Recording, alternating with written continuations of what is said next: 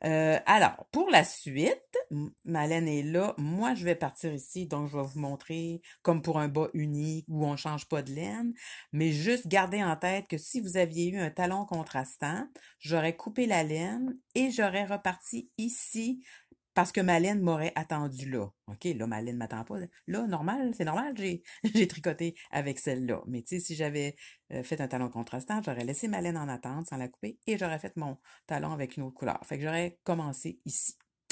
OK. Peut-être, petit accent. Justement, là, si je suis allée sans trop m'occuper des chiffres parce que je voulais que vous voyiez l'idée, mais juste pour vous dire, si vous regardez les chiffres ici, ben, voyez-vous, là, il y a deux grandeurs. Moi, je faisais celle-là qui était entre parenthèses. À chaque rang, le chiffre augmentait de 1 pour aller de plus en plus loin, comme j'avais expliqué pour le talon. D'accord. Maintenant, on va faire ce qu'on appelle la partie du gousset.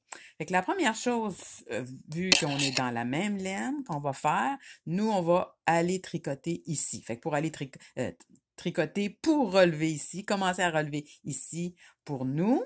OK? Fait que si c'est vos premiers bas, ben, je vous recommande de les faire unis, vu que là, ce que vous allez voir, ça convient pour un bas qui serait toutes dans la même laine. Donc, je tricote toutes les mailles de mon, de mon talon et j'ai glissé la première. Et les mailles sont tricotées. Maintenant, je vais relever des mailles dans cette section-là.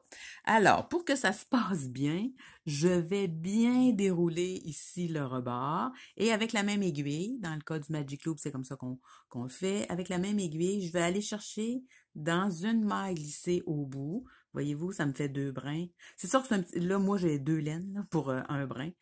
Voilà. Fait que là, je fais le tour et je sors de là. OK? Et je vais tout aller relever mes mailles de la même façon. Fait que je vais en faire quelques-unes pour que vous puissiez bien voir, bien dérouler pour être sûr d'aller chercher les deux derniers brins.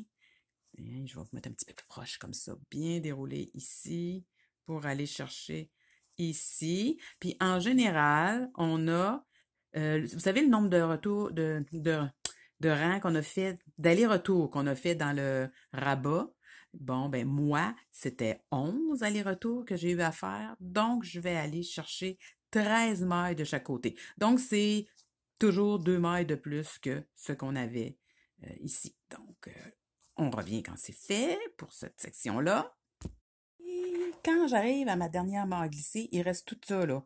Fait que c'est pour ça que je vais chercher une maille de plus. En fait, il y en avait une de plus au début et une à la fin pour que j'aille pas trop un grand espace. Fait que, tu sais, je le prends ici. C'est pas tout à fait une maille glissée, mais quand même, ça va faire la job. Mais ça se présente pas comme les autres. C'est juste ça que je voulais dire, en fait, là. Et voilà pour la dernière maille. Maintenant, je vais reprendre le travail en Magic Loop parce que finalement, je vais en revenir à reprendre le travail en rond. Donc, je vais faire le dessus de mon bas au complet, moi dans mon point, et je vous retrouve quand je suis rendue de l'autre côté. OK, j'ai terminé mon dessus. Maintenant, je vais tirer sur mon câble ici. Puis là, c'est ici que je vais relever des mailles de l'autre côté pour repartir le travail en rond. Et là, la première, c'est pas tout à fait dans une des mailles glissées, justement. Fait que je cherche la place qui fait que ça ne fera pas un trou. Tiens, ça c'est bien ça. Et donc, je vais avoir à relever, dans mon cas, 13 mailles. Je vais vous en montrer quelques-unes. Oups, ça arrive, ça, que des fois, on manque notre coup. Surtout dans les petites mailles de coin, là. Ah! Et voilà. Maintenant, je vais pouvoir y aller dans les mailles glissées, en déroulant bien, pour être sûr d'aller chercher celles qui sont le plus au bout possible. Comme ça. Et on continue comme ça.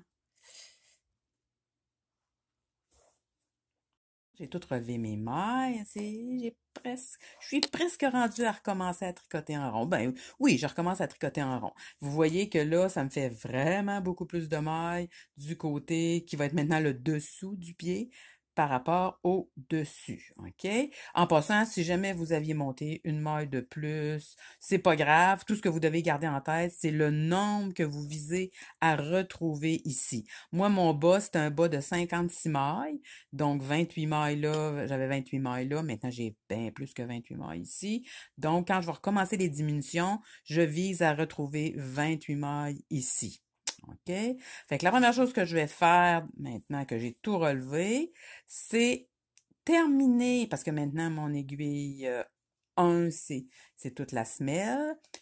Et c'est ça, ça fait curieux parce qu'elle est beaucoup plus, il y a beaucoup plus de mailles, mais c'est pas grave, ça se fait très bien. Terminer mon aiguille 1, refaire mon aiguille 2 et peut-être refaire un tour au complet. Les rangs vont commencer ici avant de commencer les diminutions.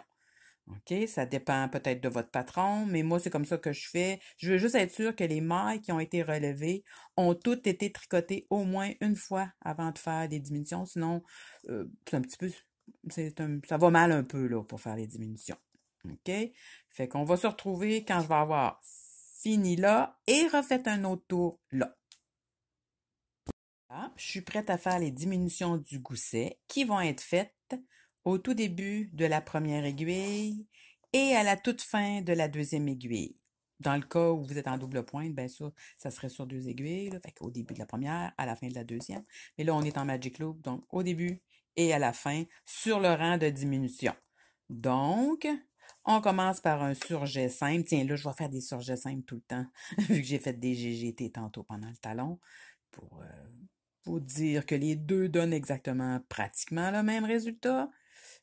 OK, donc une maille glissée, une maille tricotée, oups, excusez, et passer par-dessus, comme ça. Et on va tricoter en droit jusqu'à temps qu'il reste 2 mailles à la fin de l'aiguille. J'arrive à la fin de ma deuxième aiguille. Quand il me reste 2 mailles, je prends 2 mailles ensemble en droit. Au début, surjet simple, à la fin, 2 mailles ensemble. Et je tricote le dessus. Il n'y a jamais de diminution dans le dessus, hein, bien important à retenir. Je tricote le dessus de mon aiguille. Là, mon dessus est fait. Maintenant, je vais faire un rang sans diminution. Donc, tout à l'endroit dans la section de la semelle, sans aucune diminution.